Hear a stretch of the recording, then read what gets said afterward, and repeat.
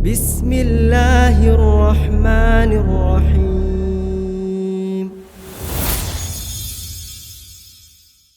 Kisah pedang Nabi sallallahu alaihi wasallam. Kisah pedang Nabi sallallahu alaihi wasallam. Disebutkan dalam hadis Bukhari, Nabi sallallahu alaihi wasallam mengumpulkan seluruh pasukan lalu menghenuskan sebilah pedang dan bersabda, siapa yang akan memberikan haknya Allah dan Rasulnya di pedang ini? Tiba-tiba saja Hamzah bin Abdul Muttalib radhiyallahu anhu, yang kita tahu memang dia yang paling besar semangatnya untuk keluar menghadapi musuh, dan memang Allah karuniai dia mati syahid di situ. Tiba-tiba berdiri dan mau mengambil dari tangan Nabi sallallahu alaihi wasallam. Nabi SAW tarik. Hamzah dikenal dengan singa, orang yang sangat luar biasa, perkasa, pemberani. Lalu Nabi SAW ulangi lagi. Setelah Hamzah mengatakan, aku ya Rasulullah, Nabi SAW tarik. Nabi SAW ulangi lagi, siapa yang mau memberikan haknya Allah dan Rasulnya di pedang ini? Berdiri yang kedua Ali bin Abi Thalib radhiyallahu anhu, orang juga yang muda tapi kuat sekali, punya kekuatan fisik, keterampilan perang. Nanti kita lihat keterampilannya luar biasa kalau pada saat kita ceritakan tentang kisah perang Ahzab. Maka Ali pun berdiri mengatakan, saya Rasulullah, langsung mau memegang pedang itu.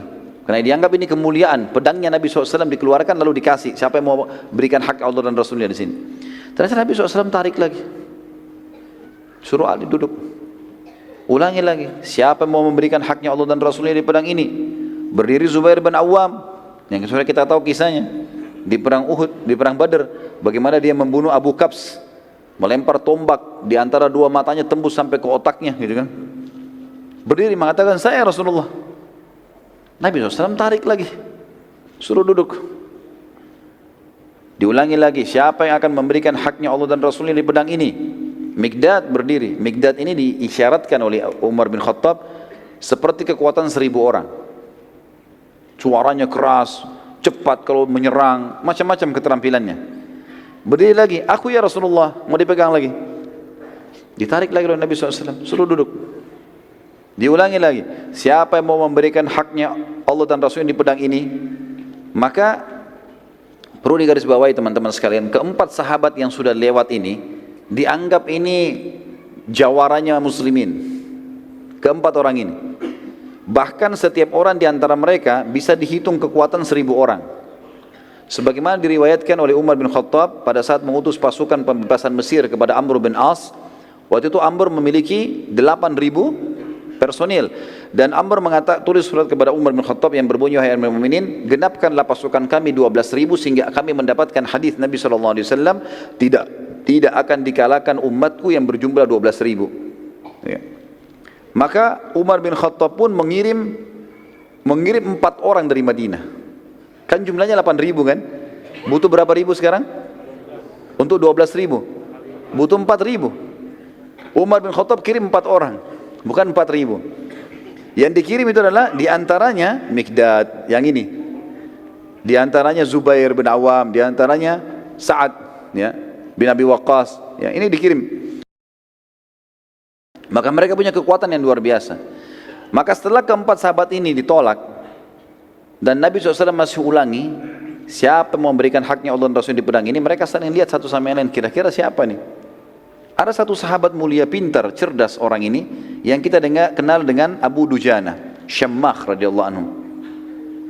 Beliau mengatakan, ya Rasulullah, apa haknya Allah dan Rasulnya di pedang itu? Ini yang Nabi tunggu ini. Jangan main langsung ambil, tanya dulu untuk apa ini, apa haknya. Bukan main ambil terus mau diapain pedangnya ya. Maka Nabi SAW mengatakan kalimat yang mulia teman-teman sekalian, dan ini kita bisa lihat bagaimana rahmatnya Nabi SAW bagi kafir zimmi, orang-orang kafir yang di bawah naungan pemerintah Islam. Beliau toleransi, beliau memaafkan, beliau memberi. Tapi di medan perang beda lagi sama kafir harbi ini. Tegas sekali beliau mengatakan, engkau mengambil pedang ini dan engkau menghantamkan pada musuhmu pakai perang sampai bengkok. Bisa? Bisa. Baik, Abu Dujana diambil. Maka Abu Dujana waktu itu teman-teman sekalian, dia lagi pakai imamah warna hitam. Diganti sama dia, ganti imamah warna merah. Dan imamah merah ini adalah tanda saya siap mati. Seperti itulah waktu mereka yakini seperti itu. Lalu Abu Dujana mengambil pedang tersebut dengan bangganya dan meletakkan di dadanya. Sambil dia maju ke pasukan Quraisy waktu datang, Waktu sudah kelihatan, dia maju, menunjukkan keterampilannya dengan pedang itu. Maka kesannya kayak ada kesombongan. Para sahabat melihat, mereka khawatirnya Abu Dujana sombong ini. Kata Nabi SAW dalam hadis Bukhari, sesungguhnya cara seperti ini kayak Abu Dujana ini dimurkahi Allah. Allah nggak suka dengan kesombongan, kecuali di tempat ini. Di depan musuh silahkan, tunjukkan, nggak ada masalah. Seperti itulah. Baik, kita lanjut sebentar ya. Maka Ka'ab radhiyallahu anhu berkata, aku sempat penasaran ingin tahu seperti apa Abu Dujana memberikan haknya Allah dan Rasul di pedang itu. Abu Dujana sudah bawa nih, perang berkecamuk. Apa yang dia lakukan nih? Kata Ka'ab, sampai saya tidak nyerang musuh, hanya ikuti Abu Dujana. Lihat dia buat apa ini dengan pedang itu. Lalu aku pun mengikutinya dari belakang, ke kiri, ke kanan, dia nyerang musuh, terus dilihat. Saat itu di kancah peperangan terdapat seseorang dari pasukan kafir Quraisy sangat kuat, tidak terkalahkan. Setiap kali dia memukul, setiap kali dia datang, banyak di antara pasukan muslimin menghindar dari orang itu. Karena kuatnya kelihatan, kekar, pedangnya besar gitu kan. Kata Ka'ab, saya berdoa sama Allah di kancah peperangan supaya ketemu dengan Abu Dujana. Maka dia bilang, Allah pun menerima doa saya. Tiba-tiba keduanya bertemu. Padahal tadinya terpisah di medan perang. Tiba-tiba berhadapan dan tiba-tiba saling menyerang. Maka saya pun menyaksikan pertempuran yang terjadi yang sangat dahsyat, sampai debu-debu pada berterbangan, saling nyerang satu sama yang lain terus saja dengan kekuatan-kekuatan yang luar biasa. Abu Dujana dipukul, dia tangkis sama perisainya, Abu Dujana menyerang, orang itu juga menangkis terus sampai debu berterbangan sana sini. Kata beliau, sampai akhirnya Abu Dujana pada saat itu saling pukul dengan sangat keras, maka perisai Abu Dujana lepas dan pedang orang kafir itu melengket, dan Abu Dujana juga menghantam perisai musuh, pecah. Akhirnya kena si kafir, terbelah bagian kepalanya, mati. Gitu kan? Abu Dujana rupanya dengan hikmah Allah ini dia tahu kalau Ka'ab ada di belakangnya. Begitu selesai dia bunuh orang kafir, dia mengatakan, dia balik ke arah Ka'ab, wahai Ka'ab, apa pendapatmu? Dari tadi ini kau tunggu, apa pendapatmu sekarang? Maka akhirnya Ka'ab pun mengatakan, engkau telah memberikan haknya dan Rasulnya. Dan di sini teman-teman sekalian, tidak masuk dalam masalah sombong di sini. Tidak masuk. Fa'amma binikmati rabbika fahaddits, masuk dalam firman Allah di sini. Dia melakukan apa yang Allah Rasul perintahkan, maka dia bisa mengatakan, saya sudah melakukan. Sudah lihat kan saya sudah lakukan? Gitu. Seperti itulah ya. Bagaimana hajimu kemarin?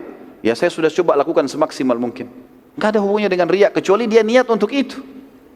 Dia harus dibedain mana yang boleh, mana tidak boleh. Maka di sini Abu Dujana tidak sama sekali hubungannya dengan riak, tapi beliau tunjukkan karena ini orang yang mau lihat nih, saya sudah kasih haknya.